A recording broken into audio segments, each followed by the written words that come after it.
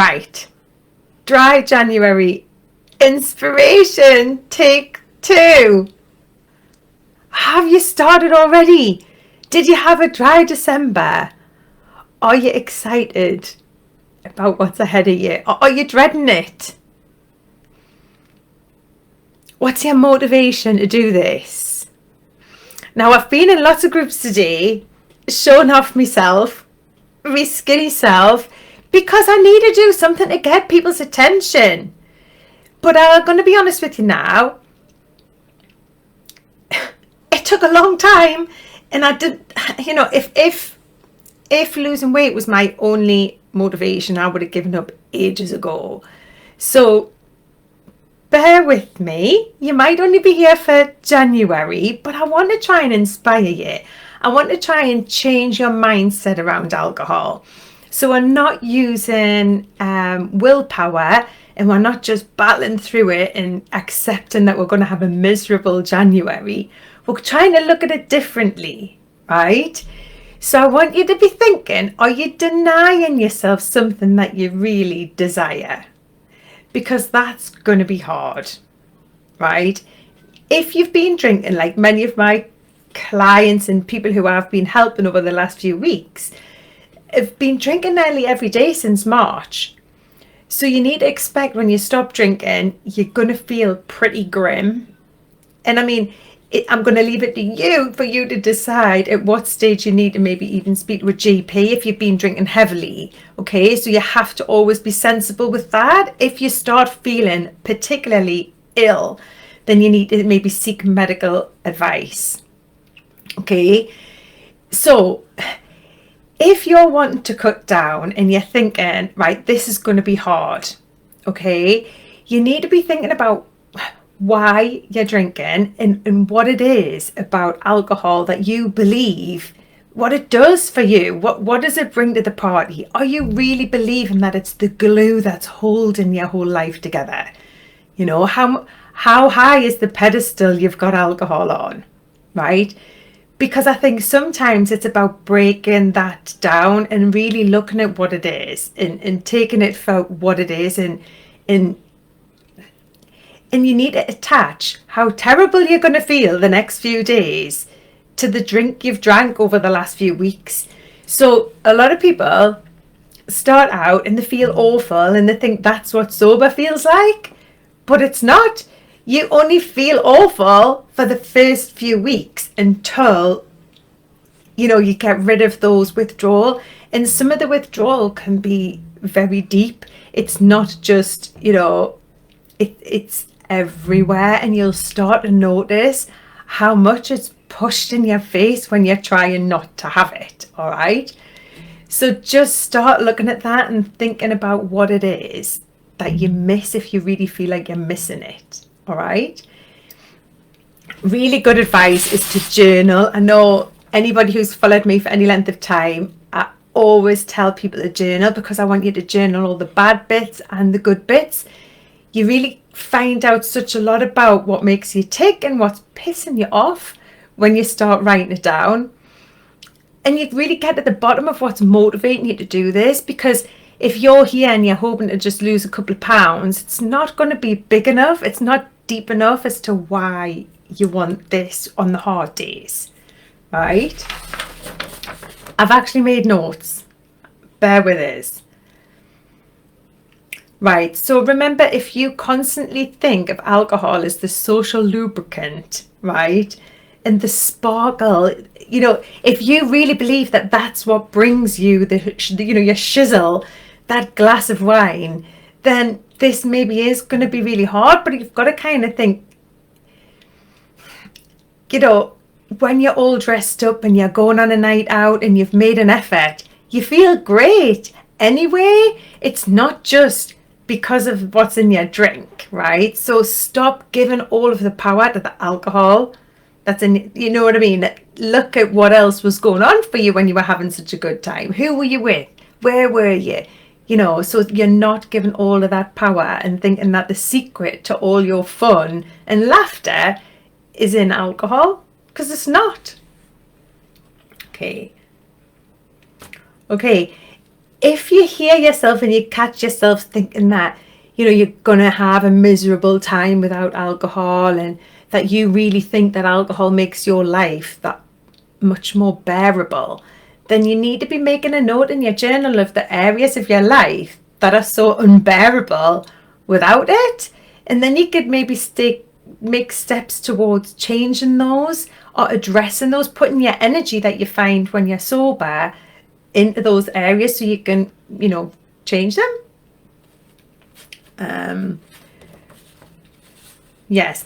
And I want you to think about why you want this, and really think about how it could positively impact your life. So instead of thinking about it as something that you're just going to endure to get through, think of it how it could positively impact all the areas of your life, right? So being sober has got such a bad press. I'm hoping to change that. That's what my business is about. It's about inspiring people to want to choose sober, instead of it being something like as a second prize, or something like, oh, I can't have a drink, I've got the car, so therefore I'm sober. I want you to think of it like something that we haven't thought of as a choice before. I've never just had a sober weekend just because I fancied it ever. I've never done that. So look at it as like a little bit of an experiment, and think of how this could affect your life, all of the areas of your life. And that's what this exercise is today that I want you to do. I want you to take stock.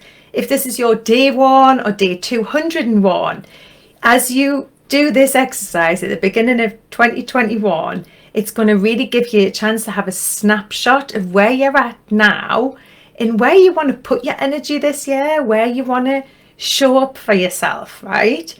So if you've got a pen and paper, let me know in the comments. Have you got a pen and paper? And if you're following, if you can hear us, I hope you can after all of this. Where am I? Snapshot where you're at. Share with you. Right. So this exercise, I was taken through this exercise in a by a brilliant young lady. She was really inspiring, and she was on an empowering women group that I'm a part of on a Saturday morning, and she did this exercise a few weeks ago, and I just thought it was ideal because it gives you a snapshot of where you're at now. Okay, I've got written down somewhere where she had it. It was on a podcast. Oh, what was the name of the podcast? I'll have to remember the name of the guy who was on the podcast.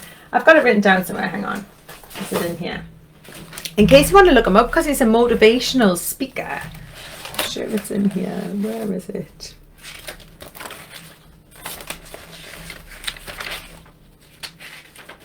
I'll have to find it and add it to the comments, right, as to the guy whose book she found it in. And so, right, here it is. Where are we? Right, so you need a piece of paper, and what you're going to be doing is, I've added this as a tool to my program, because I think it's so good for clients when they've gone through the program, maybe towards the end, to think, right, what's next for me? What else do I need to address in my life?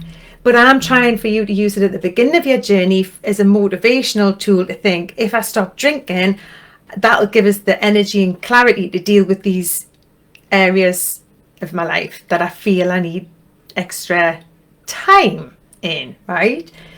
So on your piece of paper, I want you to write down like an acronym. So at the top, C is for career, right? So all the way down, it's called CRIPES. CRIPES, down your paper. The first one is career, right?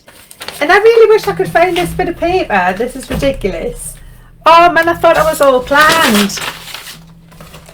Right, career. So it's everything to do with your finances and your job and your business, money, what money you have coming in, what I suppose how you feel about about all of that, about your plans for the future with that. Are you comfortable in your career? Are you happy with the job that you're doing? Do you like your place of work?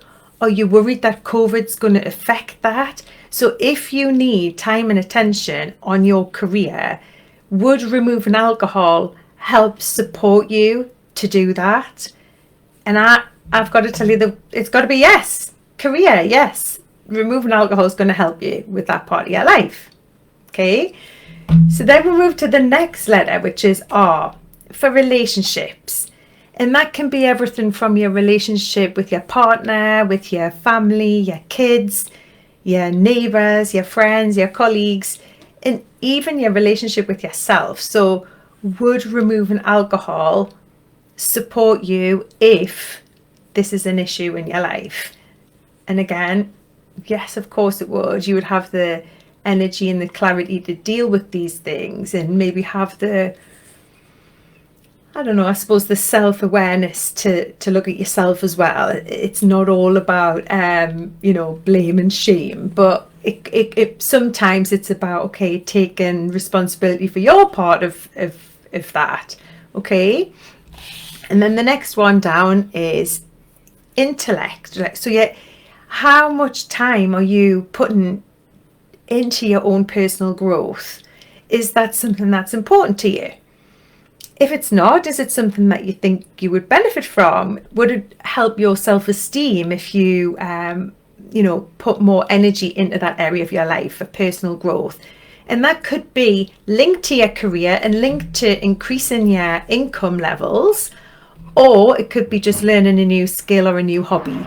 So would that be something that you could use your time and energy from removing alcohol to put into that part of your life? And how would that positively impact your future? The next one is P. P for your physical, everything to do with your physical health. So how you feel about yourself, and then how you show up. Are you exercising daily? Are you looking after yourself? Are you eating the foods that you really want to be feeding your body and fueling your body with? Do you know enough about that? And see, these areas could be linked together. It might be that you think, no, actually, I really don't know enough about my nutrition and I want to learn about that. And then you could think, oh, well, I've got a bit of a gap with my intellectual area. So what I could do is I could learn about nutrition, and that would be ticking 2 boxes, right? Okay, so they could be linked together. Or it could be something simple like you're going to give yourself, a target of walking every day, or you might join a group about, I don't know, how to Nordic walk, or whatever it is that would turn you on physically. It could be yoga, it could be mountain climbing. This is why this is quite specific, and you can tailor it to your own life. And then the next part of your life is the emotional. So E for emotional. Do you feel emotionally supported? Do you feel like you've got people around you holding you up, or do you feel like you're on your own emotionally? Are you honest with people, and are you telling people that you need, are you asking for help, and are you accepting help when it's offered to you? So really looking at that side of your life and thinking, is this something that I could maybe work on? And often when we're drinking, we're numbing out these feelings. So, you maybe don't even know what's going to come up for you. I know when I got sober, if you want to call it that, I grieved for my dad all over again, and he died 24 years previous. It was like so many things that came up for me when I stopped drinking and stopped filling my time with that, and not just being drunk, hungover, or thinking about drinking. And I think often when we're hungover, we feel so sorry for ourselves. We just don't process why. We just think, oh, it's the hangover. And often it's there's more to it than that. Like you do have other things going on that you maybe need to process. And that's when journaling would come in. It's so powerful and it's so important. Right. And then the S is for spiritual, right? And that could be religion, if that's something that, you resonate with, or it could be whatever your version of that can be. So, I've got my Buddha thing behind me, and I'm trying to get more into meditating, and I'm playing around with that sort of thing. And I think that's something that's new to me. I've got my candle lit, and I do feel a comfort from it, but I don't fully understand it all. But I'm open and I'm willing to learn about that.